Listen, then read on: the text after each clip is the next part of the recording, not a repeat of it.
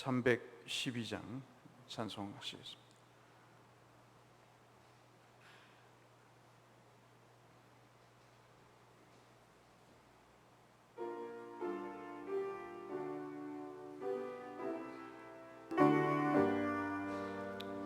너 하나님께 이끌리어 일평생 주만 바라며 너 어려울 때 힘 주시고 언제나 지켜주시리.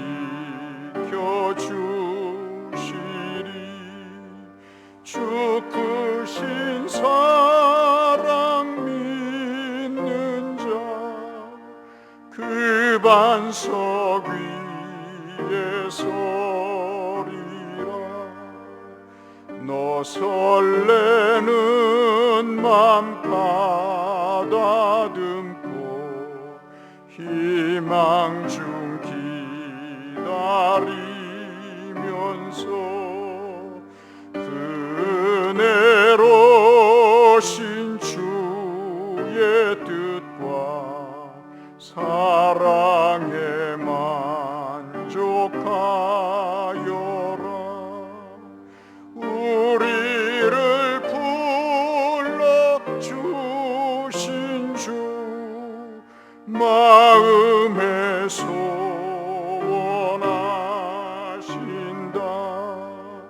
주 찬양하고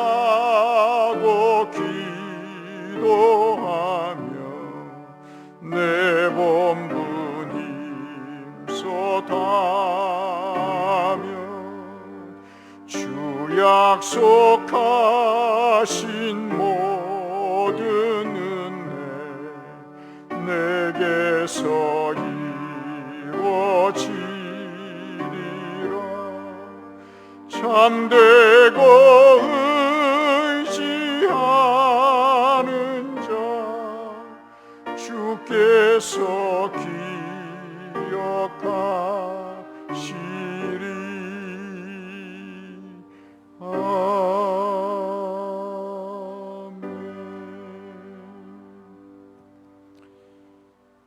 우리 함께 묵도하심으로 2020년 6월 14일 예배를 주 앞에 드리겠습니다.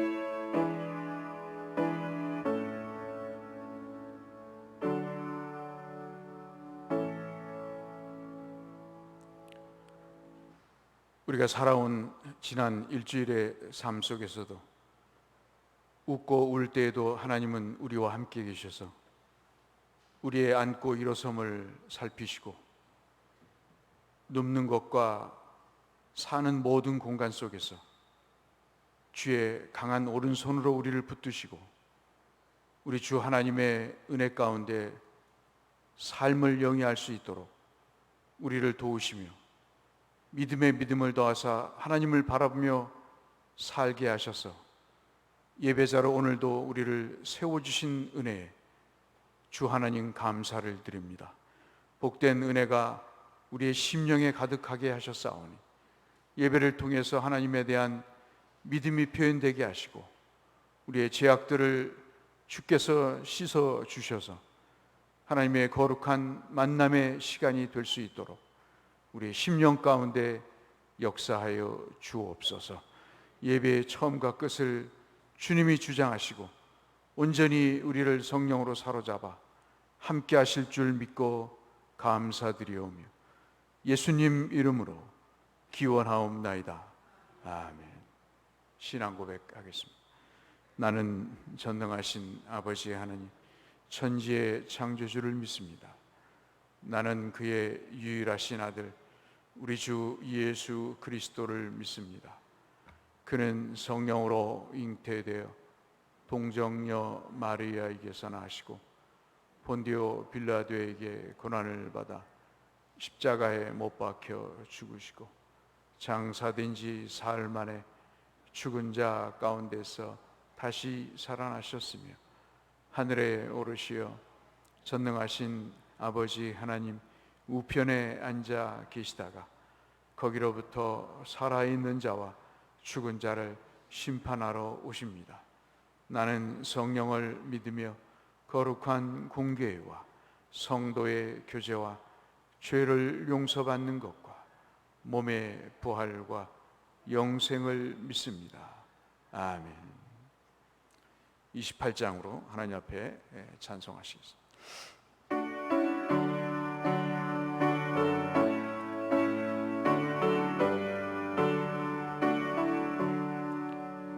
복의 근원 강림하사 찬송하게 하소서.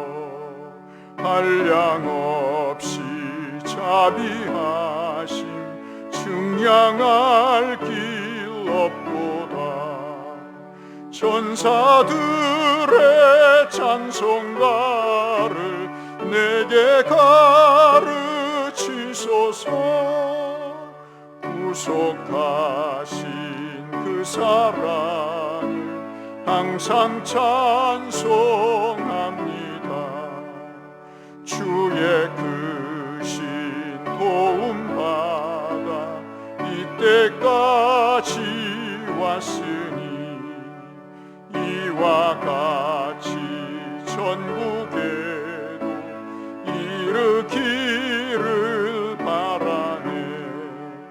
하나님의 품을 떠나 죄에 빠진 우리를 예수 구원하시려고 보혈을 흘려 주셨네. 주의 귀한 은혜 받고 일생 빚진 자 되네. 주의 은혜 사슬 되사 나를 주께 매소서. 우리 마음은 연약하여 범죄하기 쉬우니 하나님이 받으시고 전국인을 지소서.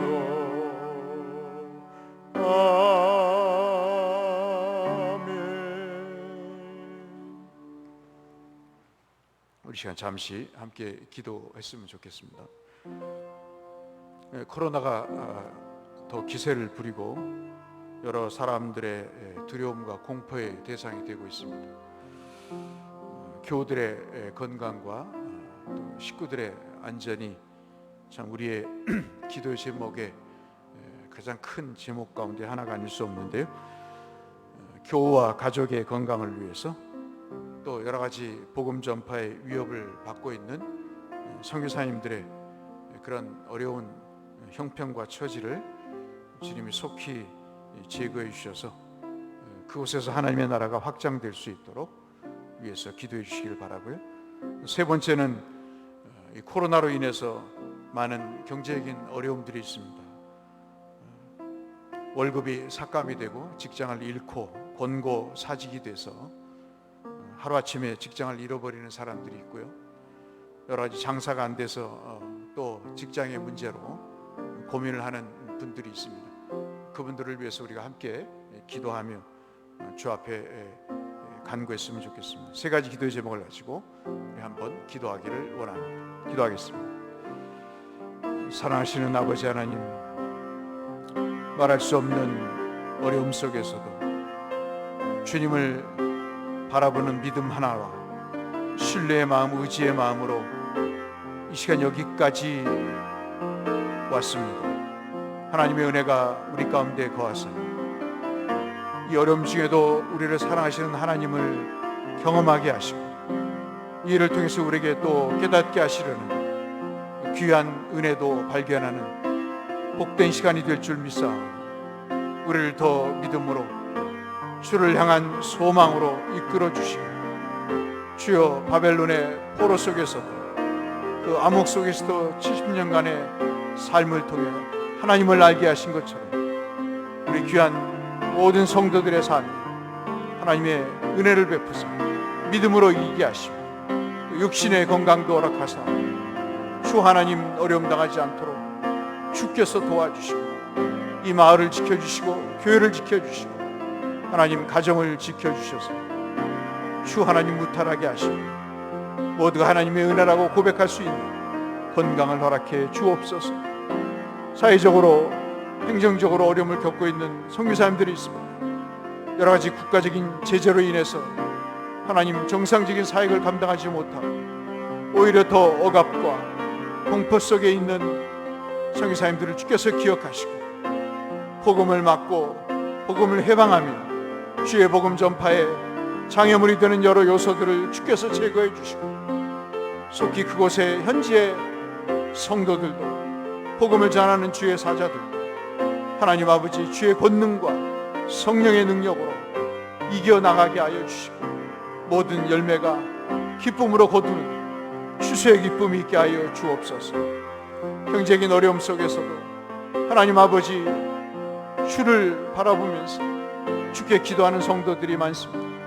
하나님 아버지 기억해 주시고 땀 흘려 일할 수 있는 일감과 일터를 주시고, 주 하나님 취업의 기쁨도 주실 뿐만 아니라 주여 몸담고 있는 직장이 어려움 당하지 않게 하시고, 주님 개업한 모든 사업체가 주님이 주시는 그 귀한 은혜로 날마다 성장하게 하여 주시고 일용할 양식을 부활하셨사오니 하나님 저희들이 먹고 살 수 있는 귀한 은혜까지도 주여 허락해 주옵소서. 날마다 걱정과 두려움 속에서 주님 앞에 기도를 끊지 않게 하시고 믿음을 저버리지 않도록 하나님 아버지 큰 위로와 기쁨을 더하시고 소망 가운데 저희들을 만져주시고, 주 하나님 아버지 기근 가운데서도 저희들에게 100배의 축복을 허락하셔서 하나님 이 땅에 하나님이 살아계시고 우리와 함께 하시며 증거케 하여 주시옵소서.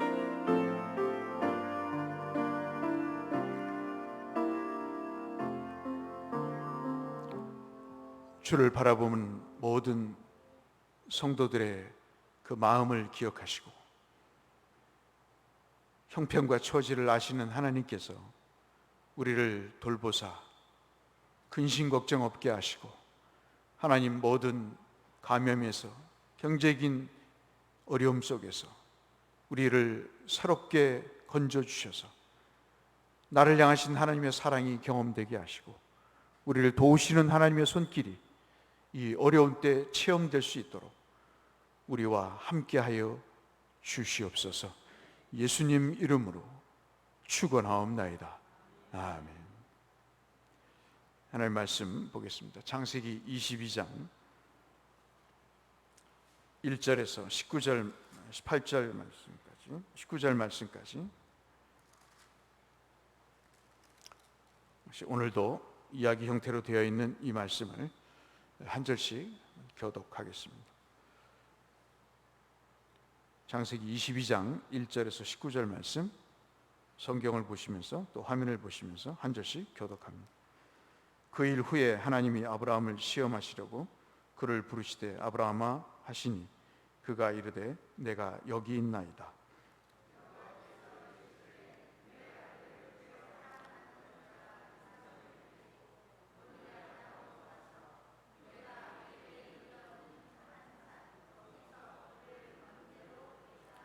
아브라함이 아침에 일찍 일어나 나귀의 안장을 지우고 그 종과 그의 아들 이삭을 데리고 번제에 쓸 나무를 쪼개어 가지고 떠나 하나님이 자기에게 일러주신 곳으로 가더니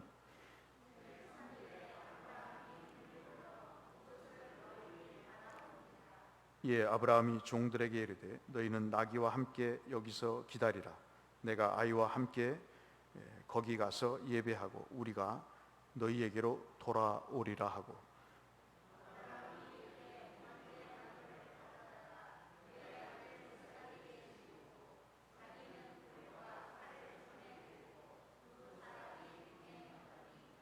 이삭이 그 아버지 아브라함에게 말하여 이르되 내 아버지여 하니 그가 이르되 내 아들아 내가 여기 있노라. 이삭이 이르되 불과 나무는 있거니와 번제할 어린 양은 어디 있나이까?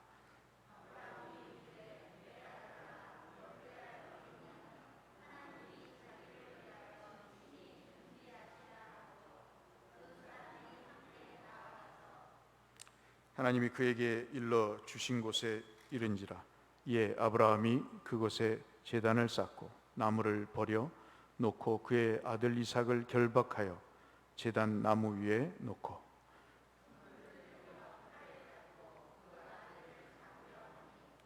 여호와의 사자가 하늘로부터 그를 불러 이르시되 아브라함아 아브라함아 하시는지라. 아브라함이 이르되 내가 여기 있나이다 하매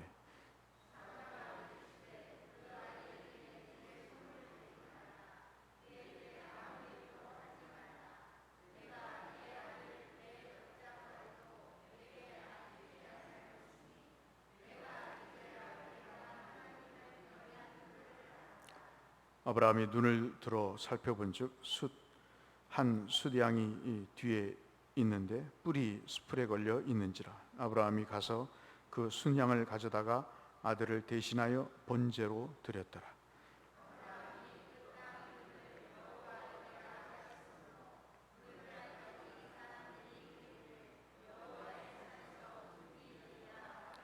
여호와의 사자가 하늘에서부터 두 번째 아브라함을 불러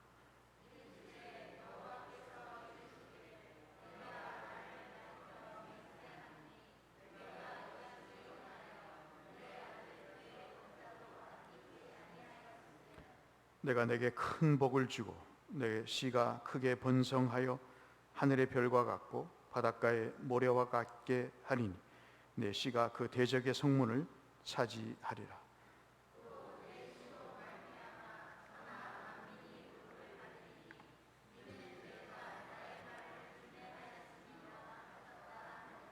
함께 하시겠습니다.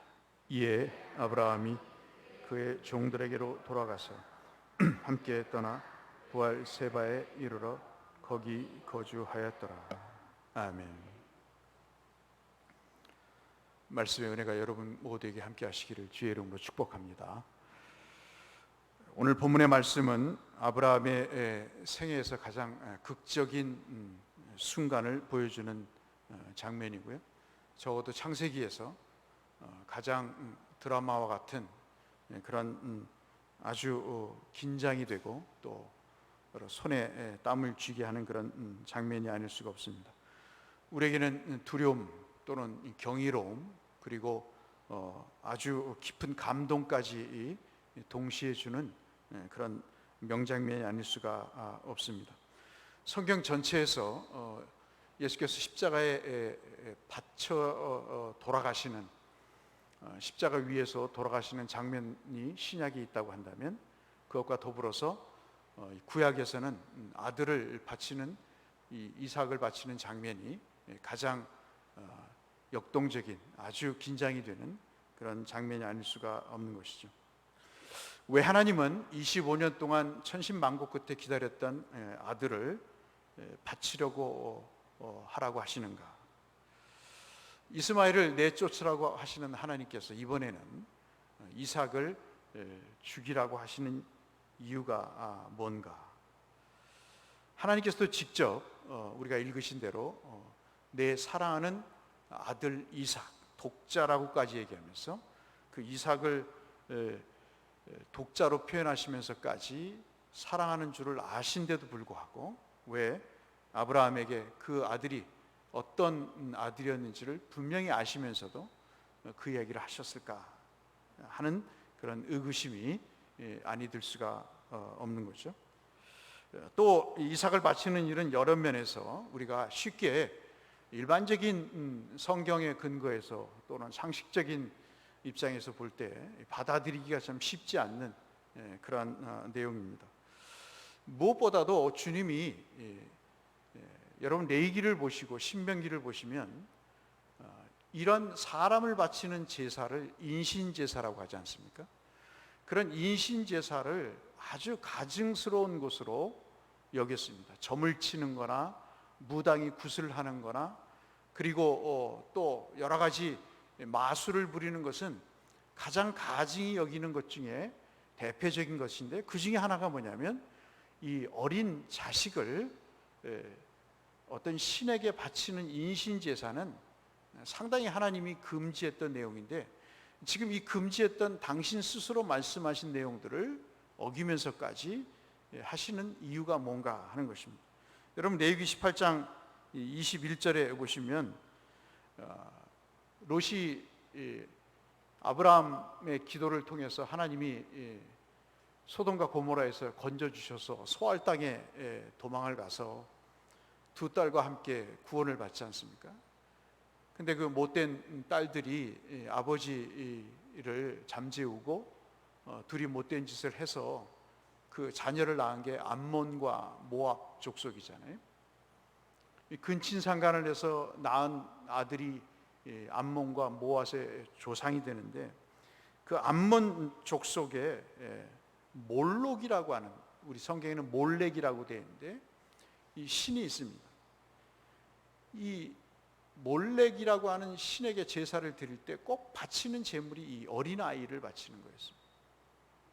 어떻게 아이를 바치냐면, 불 위에 나무에다가 불을 지펴놓고 그 장작더미 위로 걸어가도록, 그래서 태워 죽이는, 그래서 만사가 잘 되고 그리고 농사도 잘 되고 돈도 잘 벌리는 그런 기원을 했던, 우환이 없고 근심이 없는 그런 푸닥거리와 같은 일들을 자기 자식을 죽이면서 그렇게 행했던 거죠. 이 집 저 집 아이를 죽이면서 자기 아이는 숨겨놓고 내어주지 않는 일 때문에 동네가 소란스러워지고 웃지 못할 그런 일들이 벌어지는 그런 문헌들이 발견되게 됩니다. 모압은 어떻을까요? 모압은 그모스라고 하는 이 신을, 전쟁의 신이거든요. 이것을 숭배하면서 특별히 전쟁에서 이기기 위해서, 여러분 이스라엘 전투에서 모압 왕 그 메사라는 사람이 있는데, 북이스라엘과 전쟁에서 질 것 같으니까 이 아들을 바칩니다. 그래서 전쟁에서 이기도록 기원하는 그 아버지의 웃지 못할 모습도 우리가 보게 되고요. 솔로몬이 여자에 반해서 그 모압 족속의 이 그모스를 섬기는 여자를 아내로 맞이해서 자기의 처소에 신전을 짓고 그모스를 섬기는 그런 장면들을 우리가 아시지 않습니까? 이러한 좌우한 일들이 인신제사로 행해졌는데, 하나님은 앞서 말씀드린 레위기 18장 21절에 그것을 아주 금하고 있습니다. 결단코 자녀를 몰래에게 주어서 불로 통과하지 못하게 하고 내 하나님의 이름을 욕되게 하지 말라, 그렇게 말씀합니다. 근데 지금 하나님 스스로가 이 욕되게 하지 말라는 말씀을 어기고 있으신 거죠. 여러분, 신명기 또 한 구절을 보시면 18장 10절로 11절에 보시면 이런 말씀이 있어요. 아들이나 딸을 불 가운데로 지나게 하는 자나, 점쟁이나 기륭을 말하는 자나, 요술하는 자나, 무당이나 진언자나, 신접한 자나, 박수자나, 초혼자들을 너희 가운데서 용납하지 말라, 그렇게 말씀을 하고 있는 거죠. 그래, 여러분 생각해 보십시오. 이것이 첫 번째 이유, 정말 인신제사를 드려서는 안 될 이유지만, 또 하나가 뭐냐면 자식을 제물로 바친다는 것이 동서오금을 막론하고 이게 패륜적인 행위지 않습니까? 자식을 바쳐서 잘 되기를 원하는, 이것이 어찌 우리가 상식적으로 받아들일 수 있는 일이겠습니까? 자식을 대신해서 죽는 부모가 있지만, 그러나 멀쩡한 자식을 죽이는 부모가 세상 천지에 물론 요즘은 있더라고요. 가방에 넣어서 죽이기도 하고, 때려서 말이죠, 굶겨서 애를 감금해서 죽이기도 하고 하는 경우가 있지만, 그것은 일부의 극한된 얘기고, 일반적인 정상적인 사고를 갖고 있는 사람이라면 자식을 죽이는 일은 있을 수가 없는 일이죠. 또 세 번째로, 하나님이 이삭을 약속하셔서 주셨지 않습니까? 그래서 내 씨가 번성할 것이라고 말씀하셨는데, 그 하나밖에 없는 씨, 그 달랑 외아들까지 바치라고 하시면서 당신께서 지금까지 약속하신 그 내용에 대해서 그 약속을 파기하겠다고 하는 그런 말씀이 받아들이기가 쉽지 않는 것이, 이런 세 가지 이유 때문에 참 우리는 또 아브라함도 이해할 수가 없는 그런 상황에 처해 있게 됩니다. 근데 이런 비극적인 일, 정말 충격적인 명령을 듣고 이 명령이 아브라함에게 떨어집니다. 참 이런 걸 봐서는 우리가 믿음이 참 쉽지 않는 것이 그런 것 같아요. 우리가 어떤 하나님의 말씀을 들을 때 우리의 인륜과 그리고 사회 풍습에서 벗어난 요구를 하실 때가 가끔 있습니다. 제사를 드리지 말라든가, 아니면은 자식을 위해서 점을 치지 말라고 하시든가, 아니면 불법을 저지르지 말라고 하시든가, 여러 가지 이 요구를 하시는 것이 일반적으로 우리가 그냥 이 정도 삶은 괜찮겠지 않습니까? 라고 하는 것에 대해서 참 우리가 쉽지 않은 그런 마음의 불편함을 가질 정도로 우리에게 요구하신 데가 있습니다. 어떤 때는 집을 바치라는 때도 있고, 어떤 때는 예금 통장을 털어서 하나님 앞에 헌금하라는 그런 때도 있고, 요즘 그렇게 하는 것이 바보스럽다고 여기는 그런 것이 대세이지만은, 그런 미친 짓을 누가 하느냐고 이야기할 수 있겠지만은 얼마 전까지만 해도 그랬다고요. 그러한 일들을 하는 것이 하나님의 명령이라고 여기면 어떤 것이든 자기 목숨까지도 내어놓겠다고 하는 그런 생각 속에서 살고 있습니다. 성의사님 세 분이 저에게 연락을 가끔 해오시는데, 코로나로 인해서 여러 가지 통행의 제한이 있고, 그리고 사람 접촉에 대한 이의를 제기하고 규제를 하지만 자기는 죽으면 죽으리라는 각오로 전염이 되더라도 자기는 하나님의 뜻을 전파하는 일에 목숨을 걸고 하겠다. 지금 순교자적인 자세로 일을 안 하면 어느 때 일을 하겠느냐. 그 사람은 정신이 돈 사람이 아닐진데, 하나밖에 없는 목숨을 주를 위해서 바치겠다는 사람의 생각이 여러분 비정상적일 수 있겠습니까? 어떤 경우에도 코로나든 무슨 메리스든 어떠한 사스든 그런 경우에서도 하나님의 복음이 전파된다고 하는 그런 사실, 명령 앞에 자기의 목숨을 아끼지 않는, 그 명령을 순종하는 그런 사람들이 참 우리 주변에는 있다는 사실이죠. 아브라함의 경우도 마찬가지입니다. 이 어처구니 없는 요청을 왜 하시는가? 분명히 목적이 있을 텐데 받아들이기가 쉽지 않다는 것, 그것이 자식의 문제이기 때문에 더더욱 그렇다는 것에 대해서 여러 가지 혼란이 오게 됩니다. 그런데 1절을 보시면 우리가 혼란스럽지 않도록 이미 1절부터 그 힌트를 주고 계세요. 왜 이 일을 하려고 하시는가 봤더니 1절 한번 보시면 누구를 시험하시라고 하는 겁니까? 아브라함을 시험하시라고 해요. 시험 안 하면 어떻습니까? 왜 굳이 시험을 해야 될까요? 시험 안 하고 어떻게 좀 잘 살 수 있는 방법이 없습니까? 예수 믿는 방법이 없을까요? 근데 우리는 어떤 때는 시험을 받습니다.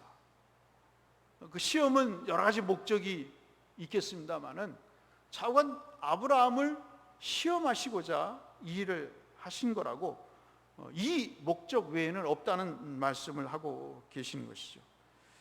이 시험이라고 하는 이 단어는요, 이 창세기에서만 등장을 하고요, 물론 오경에서 창세기부터 신명기까지의 그 오경에서 백성을 시험하시는 하나님이 가끔 등장을 합니다. 또 어떤 때는 하나님을 시험하는 이스라엘의 장면도 출애굽기에 보시면, 민수기에 보시면 나오거든요. 오늘 본문 창세기 22장은 아브라함을 시험하시는 하나님, 이 하나님과 시험을 겪고 있는 이 아브라함에 관한 내용들을 말씀을 하고 계십니다. 그래서 이 내용을 우리가 볼 때 참 이 믿음을 잘 통과하는 아브라함을 보면서 광야에서 믿음을 시험을 통과하지 못해서 광야에서 다 죽고 마는 그런 사람들을 또 생각을 하게 되지 않을 수가 없죠. 이것을 지금 이 시내산에 사람들을 앉혀놓고 모세가 지금 이야기를 하고 있는 거거든요. 그러니까 과거에 봐라, 아브라함이 자식을 바치라는 이 시험을 통과했지 않냐, 그래서 복을 받았지 않니? 우리도 이 광야에서 하나님이 어떤 어려움과 역경을 주시더라도 이것을 우리가 담대한 믿음으로 한번 헤쳐나가 보자 하는 그런 이야기를, 먼저 있었던 이야기를 해주시는 내용이 오늘 본문의 말씀이거든요. 그러니까 우리가 창세기를 읽고 말씀을 듣지만 항상 이것은 어디에서 들려주는 말씀으로 생각하셔야 되냐면 시내산에서 모세가 이스라엘 출애굽한 이스라엘 백성들에게 들려주시는 이야기다라고 이렇게 생각하시면 되겠습니다. 그러면 도대체 하나님이 아브라함의 무엇을 시험하려고 하셨던 것일까 하는 것입니다. 하나님의 이 갑작스러운 요구에 대해서 아브라함은 놀랄만한 충격을 받습니다. 여러분도 그렇지 않습니까?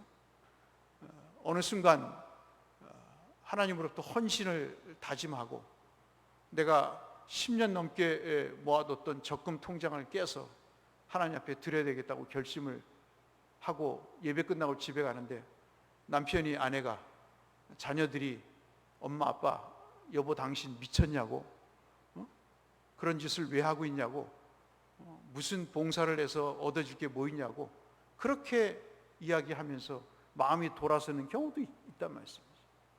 아니면 전혀 예상치 못한 어떤 신앙의 경력이 적은 분이 하나님 앞에 큰 마음을 가지고 충성봉사하는 그런 경우도 우리는 가끔 보거든요. 하여튼 내적인 갈등에 아브라함이 휩싸이게 됩니다. 다른 설명의 말씀이 없어요. 무조건 바치라는 겁니다. 여러분 2절 한번 보시면 단 3마디로 이야기를 하세요. 이삭을 데리고 가라. 내가 지시하는 곳에 가서 번제로 드리라. 하나님은 항상 그런 식이에요. 갈대아 우르를 떠날 때도 내가 내게 지시할 땅으로 가라. 뭐 동의를 구하는 것도 아니에요. 요즘 같으면 난리가 나죠.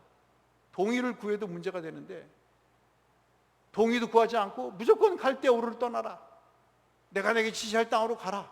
어떻게 가라는 건지, 무엇을 갖고 가라는 건지, 왜 가라는 건지 이유도 없는, 목적도 없는 그런 요구를 하고 계시는 거죠. 이번에는 이삭을 데리고 가서 번제로 드리라는, 데리고 가서 드리라는 이 2절에 아주 설명도 없는 일망적인 말씀으로, 명령으로 아브라함의 마음에 회오리 바람을 불게 하십니다. 이 가라는 말씀은 아브라함에게 참 익숙한 말씀. 아까도 말씀드렸다시피 여러분 창세기 12장에도 나와 있듯이 말이죠. 처음 갈대아 우르를 떠날 때도 하나님은 아브라함에게 가라는 말씀을 하십니다. 이전에는 갈 바를 몰랐어요. 그냥 약속만 믿고 따라갔습니다. 근데 이번에는 모리아 땅이라고 하는, 여러분 성경을 읽으셨다시피 나중에 설명드리겠습니다만 솔로몬이, 여러분 잘 아시는 솔로몬 성전을 지은 곳 모리아, 그것이 바로 여러분 아시는 예루살렘인 것이죠. 그 모리아 땅으로 목적지가 분명히 있는 곳으로 가라고 말씀을 하십니다. 이전에는 하나님의 놀라운 약속을 믿고 꿈을 품고 왔어요. 그런데 이번에는 약속이 아니라 자식을 죽여야 한다는 고통스러운 말씀을 듣는 떠남이 되어버리고 말았습니다. 마음이 얼마나 착잡할까요?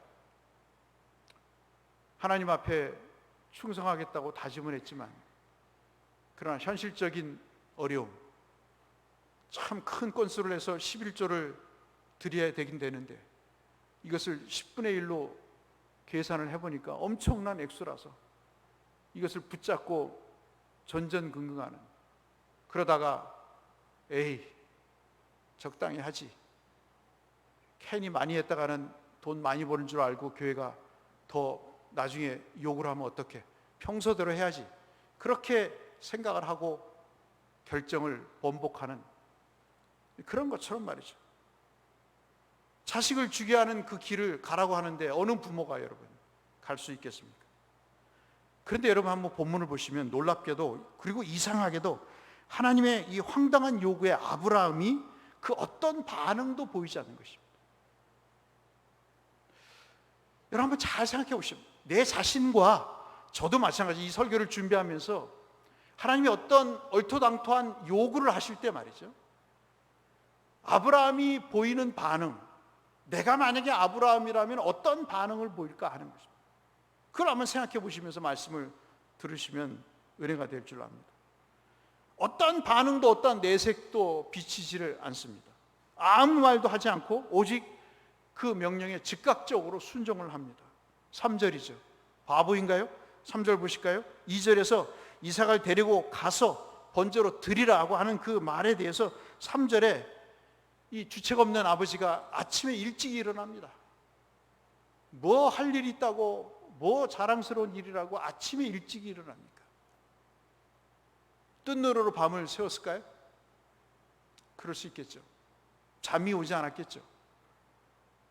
나귀의 안장을 지우고 두 종과 이삭을 데리고 번제에 쓸 나무를 쪼개서 하나님이 일러주신 곳으로 가니 그랬습니다.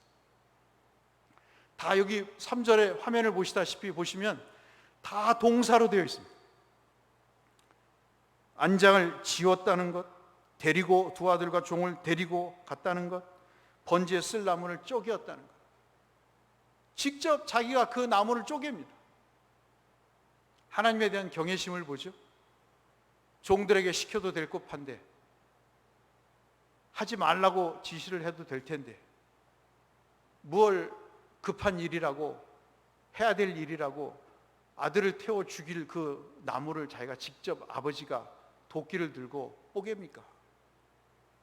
그 모습을 보는 아무 영문도 모르는 아들은 그저 아버지가 예배를 드리기 위해서 나무를 쪼개나 보다 생각을 했겠죠.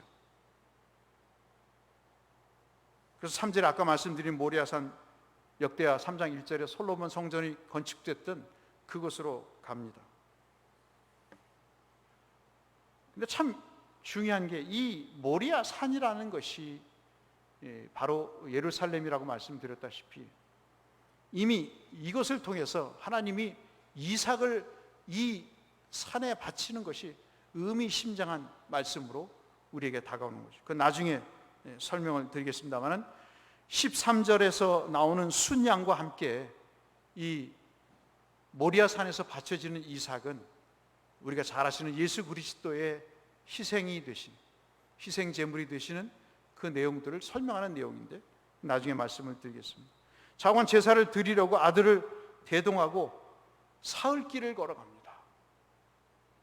여러분 생각해 보십시오. 가다가 쉬고 또 잠을 청하기도 하지만 그러나 그 3일 동안 걷는 길이 여러분 꽃길이겠습니까? 눈물바다의 길이겠죠. 아들에겐 내색할 수 없고 종들에게도 내색할 수 없는 그 찢어지는 가슴을 부여잡고 3일 길을 아들과 함께 걸어갑니다. 하루 남았네? 이틀 남았네? 3일 남았네? 3일, 이틀, 하루가 남는 그 순간순간 매일 아침이 올 때마다 아들을 볼 수 있는 날이 이제 점점 줄어든다는 그 마음에 그 아버지의 마음이 어떨까요? 궁금한 것은 아브라함이 이 명령을 받고 무슨 생각을 했길래 입을 다물고 있었던 것일까 하는 것입니다. 이렇게 묵묵히 아무런 저항도 없이 그 명령에 순종했던 그 저희가 뭘까 하는 것입니다. 근데 여러분 그 침묵을 깨고 그 마음에 아브라함이 어떤 마음의 상태였는가를 알려주는 힌트를 제공하는 한 표현이 나옵니다. 그것이 7절 말씀입니다. 7절 말씀 보실까요? 7절에 보시면 그 긴 침묵을 깨고 3일 동안도 걸어가면서 아무 얘기 안 했던 것 같아요. 하나님도 아브라함도 아닌 이삭이 아버지에게 질문을 합니다. 이상하거든요. 불과 나무는 있어요. 그런데 번제할 뭐가 없습니까? 어린 양이 없는 거예요.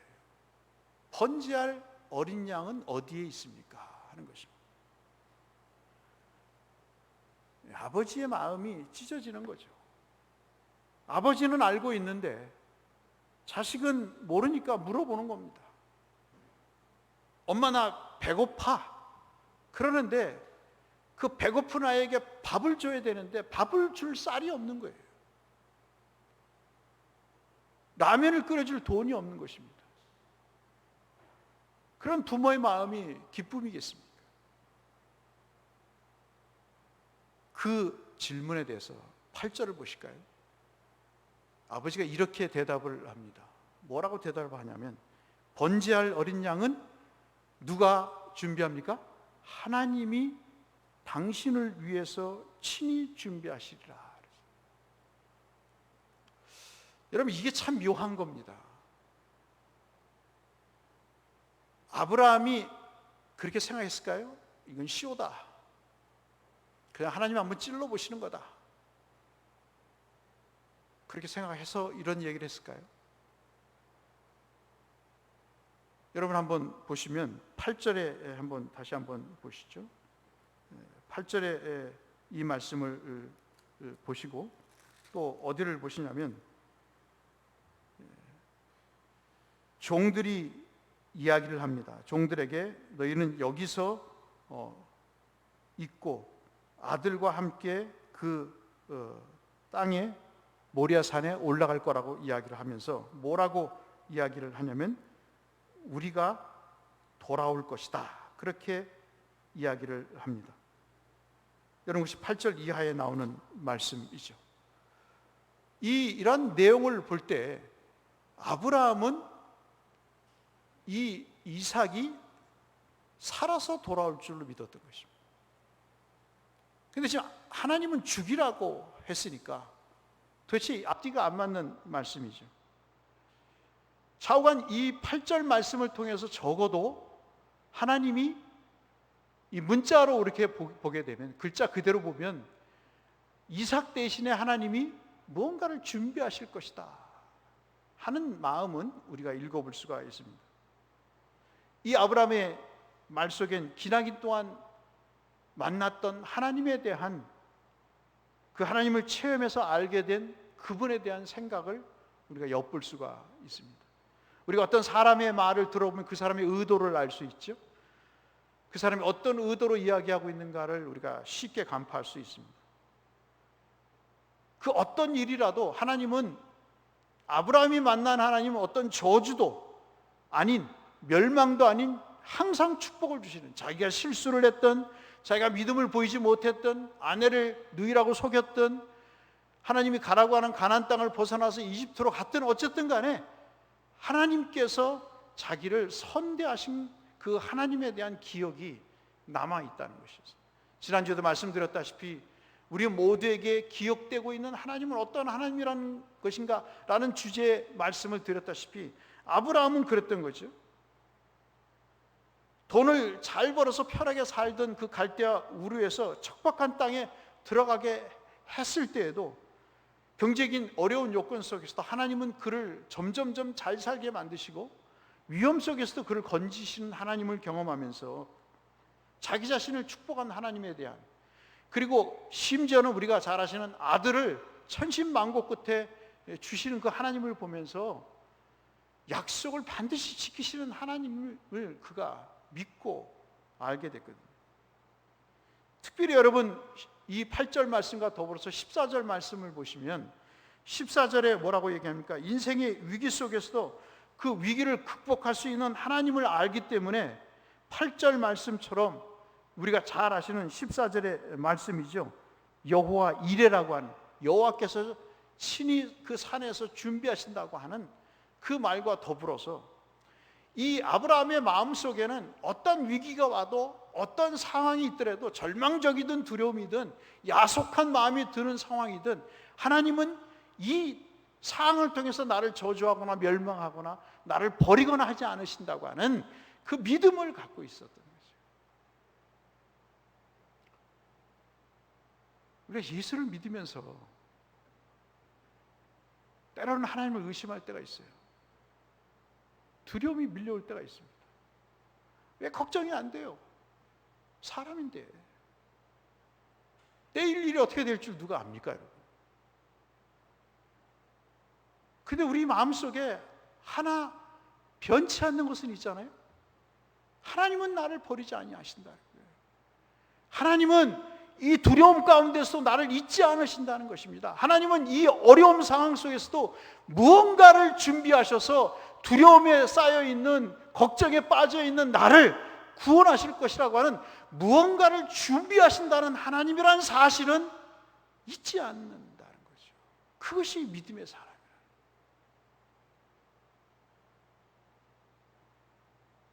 아브라함은 옛날에는 그렇지 않았어요. 약속을 하면 하나님 앞에 피죽 웃었어요. 비웃었어요.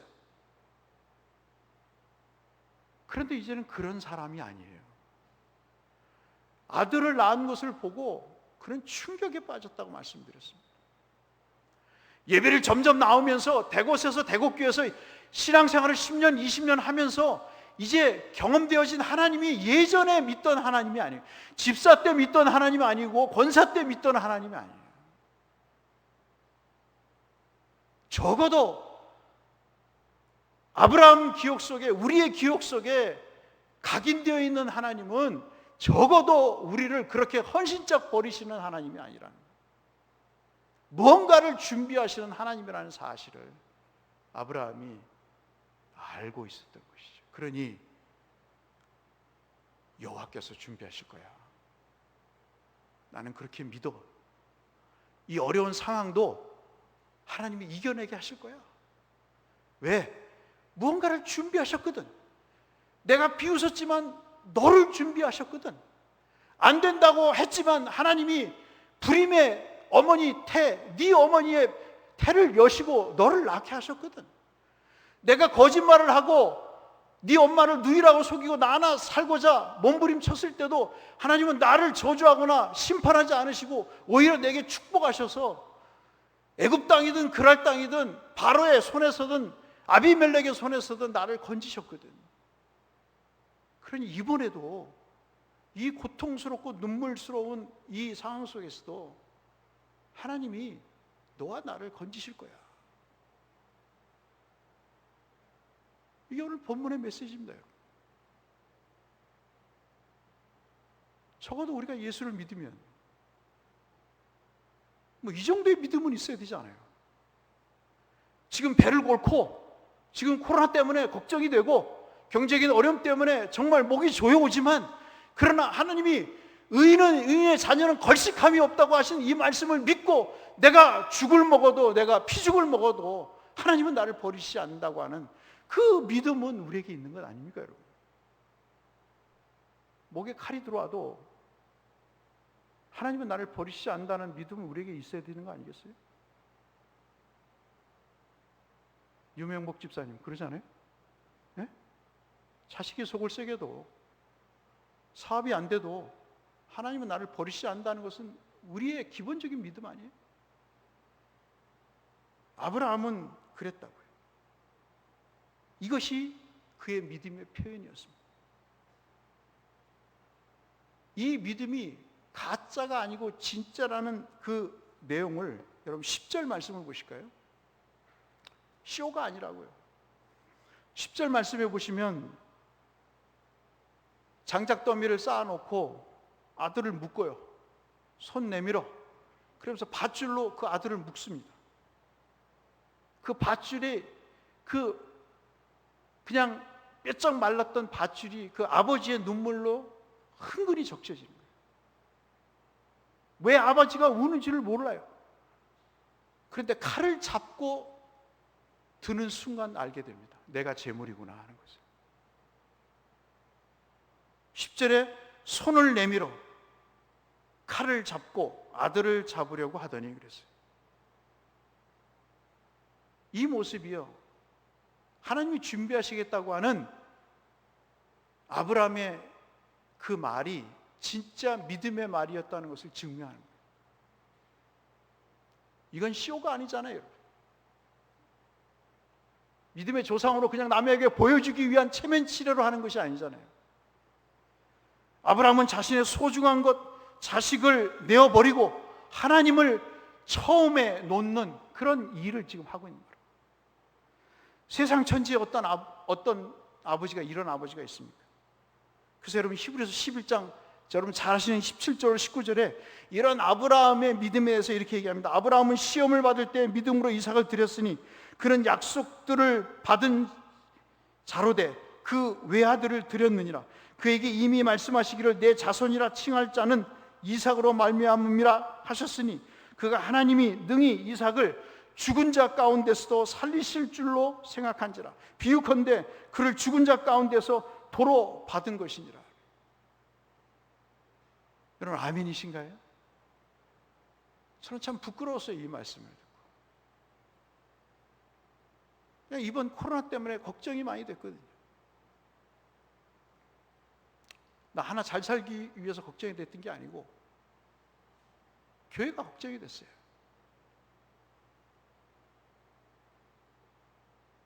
여러 가지 걱정이 되더라고요. 자식이 대학을 떨어져도 걱정이지 않습니까? 결혼시켜놔서 이혼한다고 그래도 걱정이잖아요. 덜컥 결혼시켜놨는데 자식이 없어도 걱정이잖아요. 애를 봐줄 사람이 없어서도 걱정이잖아요. 집을 사야 되는데 돈이 없다고 그래서도 걱정이잖아요. 그래도 분명한 것은 하나님이 나와 그 자녀를 버리시지 않는다는 것, 그것을 우리는 굳게 믿을 수 있는 것입니다. 사람의 마음은 기도하기 전과 그 후가 다를 때가 많습니다. 절실하게 기도하고 생명을 바칠 듯이 부르짖는, 요즘은 그렇게 부르짖는 것도 잘 보기 힘들지만 하나님이 허락해 주셔서 응답해 주시면 언제든지 어떠한 상황이든지 내가 헌신하겠습니다, 그렇게 다짐을 해도 언제 그랬냐며 응답이 있으면 자신의 공로나 노력의 결과로 생각을 하고 하나님으로부터 돌아서는 경우가 없지 않는 것도 현실이잖아요. 평소에는 그렇게 믿음으로 사는 것처럼 보이지만 결정적인 순간이 되었을 때 그 마음의 이면을 들여다보면 믿음이 아니라 상식과 이성으로 돌아가 버리는, 어떤 때는 상식과 이성도 아닌 그런 상태로 돌아가 버리는 일들을 우리가 얼마나 많이 경험합니까? 차라리 상식과 이성이라면 좋을 뻔했었는데 상식과 이성조차도 볼 수 없는 그런 몰지각한 경우들을 우리는 보게 되거든요. 사랑하는 성도 여러분, 기억하십시오. 믿음은 반드시 시련을 통과해야 됩니다. 그게 믿음의 속성이에요. 주님이 그냥 십자가 지신 거 아니잖아요. 그렇지 않으면요, 이런 시련이 없으면 머릿속에만 있는 거예요. 머릿속에만 하나님이 있는 거예요. 이 발로 행하는 것이 없게 되는 그런 경우인 거죠. 결정적인 순간에는 그 행함이 없게 되는 겁니다. 내가 주여 믿습니다 하지만 결정적인 순간에 그래? 그러면 아들을 바칠래? 라고 할 때는 결코 그럴 수 없다고 나오는 것이, 이런 생각 속에 박혀있는, 관념 속에 박혀있는 믿음의 소유자들은 그럴 수 있다는 거죠. 가장 사랑하는 것을 마음 중심에서부터 내몰고 그것을 하나님께 내어드린다는 것, 그것이 순종입니다. 그래서 순종은 믿음의 표현인 겁니다. 순종은 내가 하나님을 사랑한다고 하는 표현인 거예요. 입술로만의 립 서비스만의 주요가 아니라 진짜 당신이 내 인생의 주인이라고 하는 주요가 되는 것이죠. 여러분 보십시오. 하나님이 2번 나타나는데 그때마다 이야기를 합니다.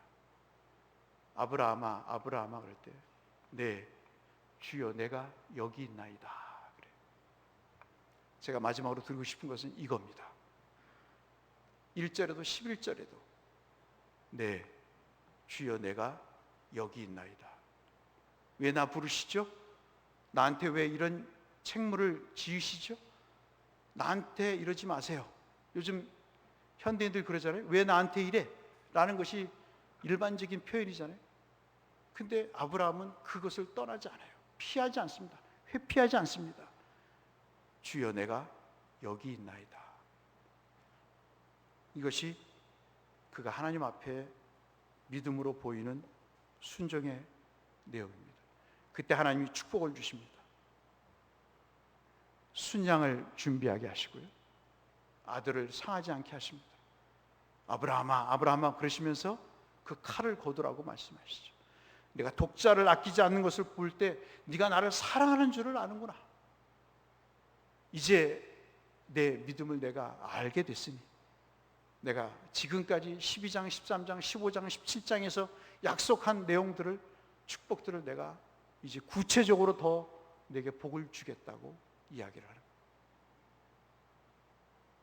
그래서 이삭과 순양은 우리의 죄를 대신 죽으신 예수 그리스도를 미리 보여주는, 지금 출애굽해서 가나안 땅으로 들어가는 그 일에 고난이 있고 코로나 바이러스를 통해서 우리에게 건강에 경제적인 어려움이 있지만, 그러나 하나님은 이 가운데서도 믿음의 순종을 통해 하나님을 사랑하는 모습을 보이는 우리에게 하나님은 복을 주시고자 이 말씀을 주셨다는 사실을 여러분 기억하시면서 이 한 주간 한번 하나님의 말씀에 순종하며 살아보지 않으시겠습니까?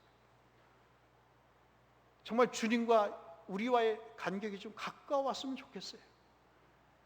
항상 하나님이 부르실 때 네 주님 내가 여기 있나이다, 무엇을 말씀하시든 내가 듣고 그대로 행하겠습니다.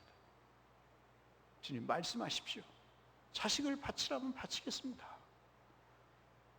어떠한 요구를 하셔도 제가 하나님을 사랑하니 제가 듣겠습니다. 이 위험 속에서도, 이 어려움 속에서도 하나님 말씀하시니 제가 그대로 하겠습니다.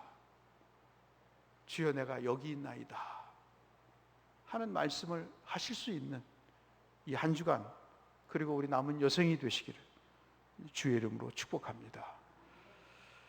걸어가신 아버지 하나님, 아브라함이 우리에게 주었던 믿음의 내용들을 살펴봤습니다. 그 속에서 예수 그리스도가 우리를 위해서 기꺼이 자기의 몸을 들이셨던, 대속물로 들이셨던 순종의 모습을 봅니다. 그것이 고난이었고, 그것이 서러움이었고, 아픔이었고, 고통이었지만 그 길을 묵묵히 갈 때 하나님은 영원롭게 주 예수 그리스도를 하나님의 우편에 앉히시고 만왕의 왕으로 세우셨던 것을 우리들이 보게 됩니다. 아브라함이 아들을 바치라는 그 말씀을 듣고도 쇼맨십이 아닌 믿음으로 순종하는 모습을 통해 행했을 때 하나님은 진정으로 하나님을 사랑하는 마음을 알겠다 하시면서 그에게 복의 통로에 축복을 약속하시고 사탄 마귀의 대적을 능히 이겨낼 후손을 낳게 하시는 엄청난 축복을 약속하셨습니다.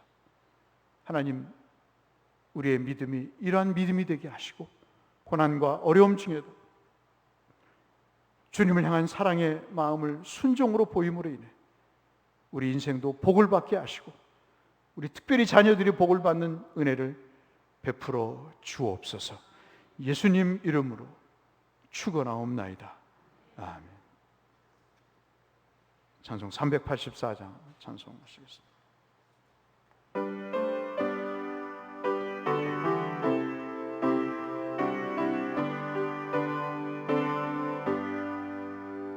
나의 갈 길 다가도록 예수 인도하시니 내 주 안에 있는 긍휼 어찌 의심하리요.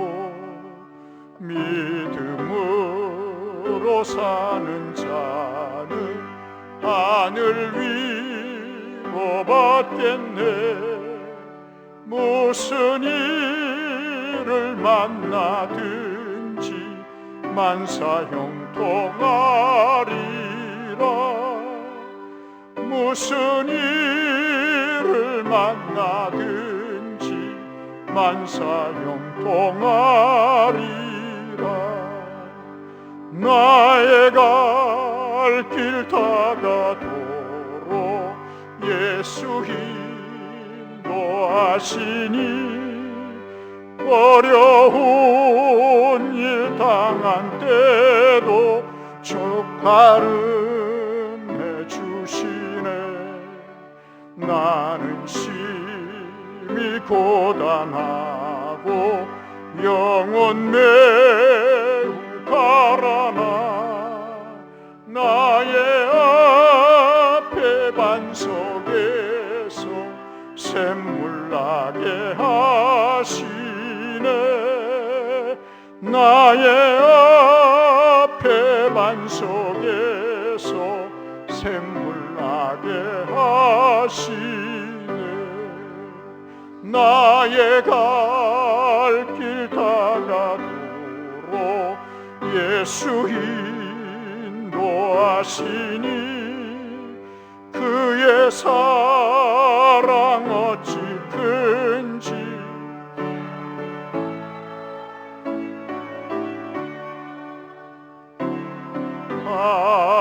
감화받은 영혼 하늘 날아갈 때에 영영 부를 나의 찬송 예수 인도하셨네. 영영 부를 나의 찬송 예수 인도하셨네.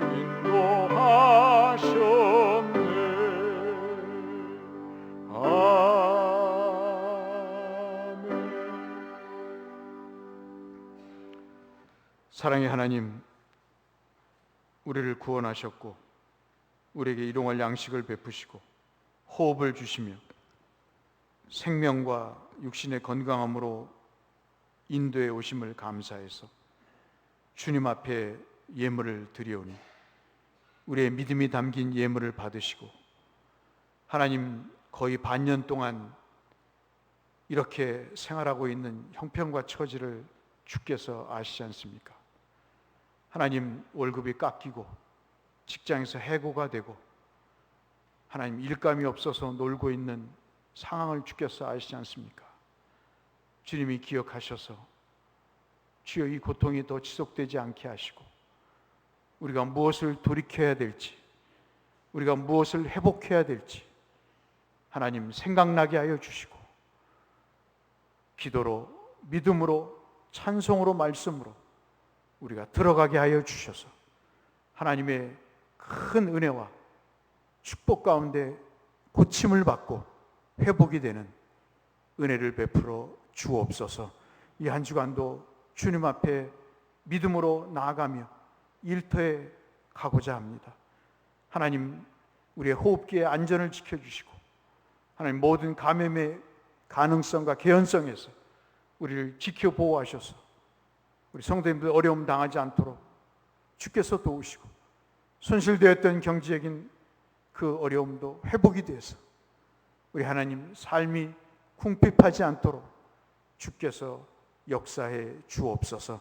이 한 주간도 보살피시고 모든 삶의 영역 속에 주의 손길이 떠나지 않을 줄 믿고 감사드리오 예수님 거룩하신 이름으로 축복하며 기도드리옵나이다.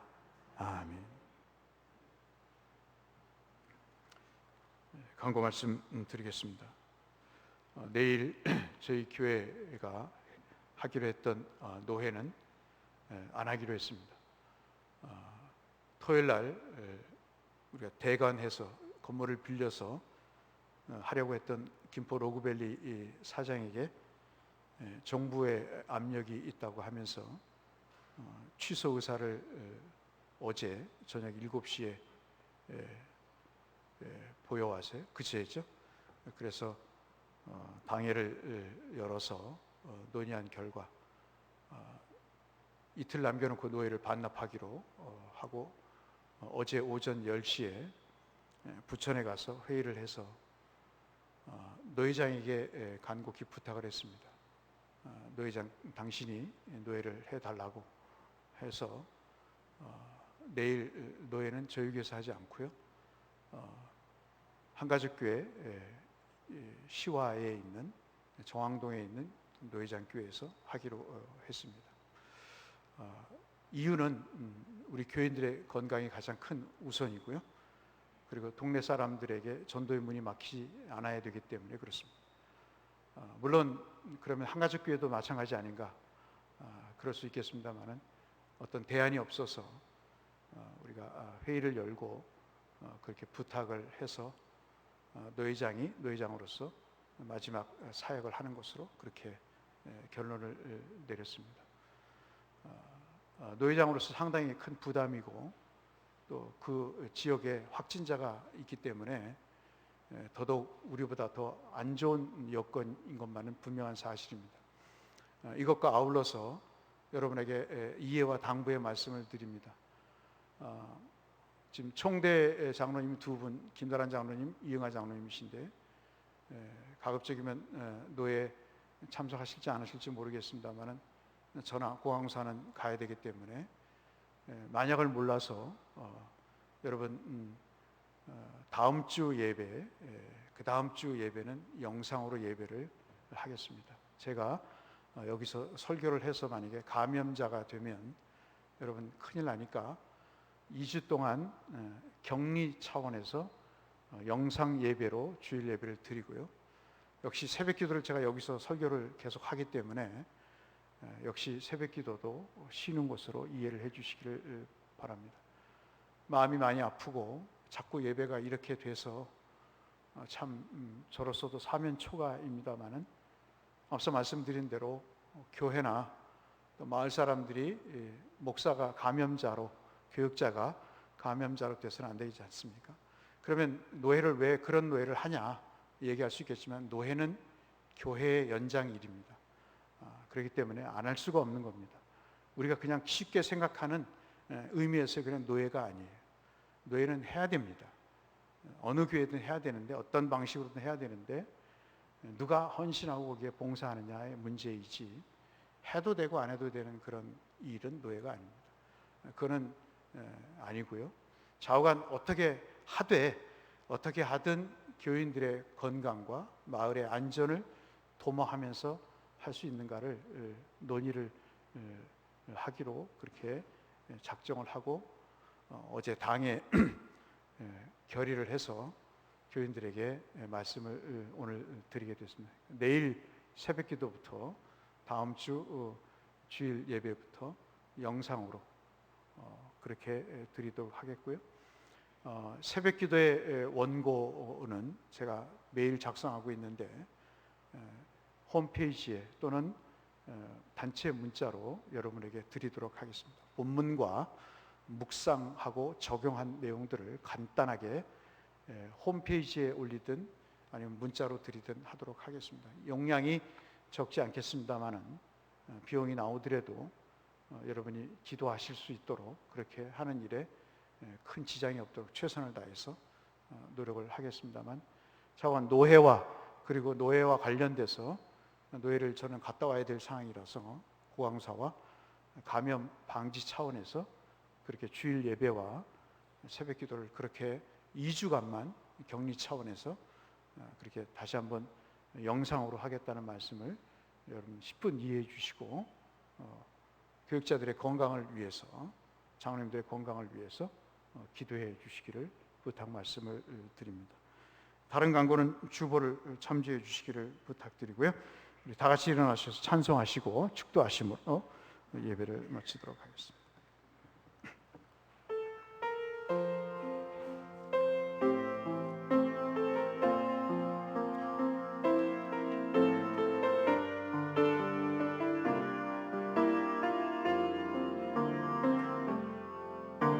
마음이 상한 자를 고치시는 주님, 하늘의 아버지 날 주관하소서. 주의 길로 인도하사 자유케 하소서. 새 일을 행하사 분케 하소서. 의에 줄이고 목이 마르니 성령의 기름 부소서. 의에 내게 주이고 목이 마르니 내 잔을 채워 주소서. 지금은 우리 주 예수 그리스도의 은혜와 아버지 하나님의 극진하신 사랑하심과 성령 하나님의 감동 주심, 오늘 주의 말씀을 듣고 우리 인생을 어떠한 상황에서도 버리지 않고 우리를 위해 복된 것을 예비하실 그 하나님을 믿고 이 어려운 시기를 견디며 하나님 앞에 오히려 믿음과 순종으로 나아가기를 소원하시는 모든 믿음의 식구들의 심령과 마음의 결단 위에 이제부터 영원토록 함께 계실지어다. 아멘.